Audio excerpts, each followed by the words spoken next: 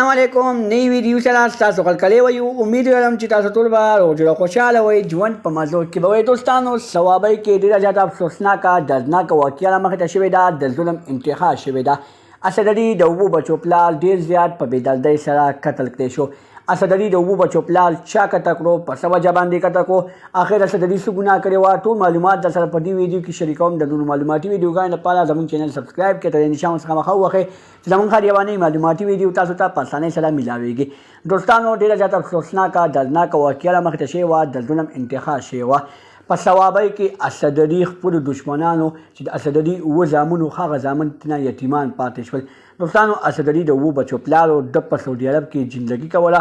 هغه د خپلو بچو مستقبل دپاره په سعودي عرب کې ژوند کوو هلته به یې پیسې ګټلې خو چې کله دا کله پاکستان ته راغو او په پاکستان کې خپلو بچو سره ملاقات وکړو د هغه ملاقات نه بعد چې کله اسدعلي اقبال به هلته ووتو چکر دپاره نو اسدعلي باندې هغه ظالمانو حمله وکړه او ډېر زیات په بېدردۍ سره یې قتل کړو دوستانو د اسدعلي کور والا په چغو چغو باندې جاري وایي زموږ کور والا سره ډېر زیات ظلم شوی دی زموږ خاوند ډېر زیات په بېدردۍ سره قتل کړی شوی دی د دې نه مخکې د اسدعلي دوه ورونه په دغه دښمنۍ کې ډېر زیات په بد حال باندې قتل شوي وو او یو ورور یې اوس هم شل د پښپو باندې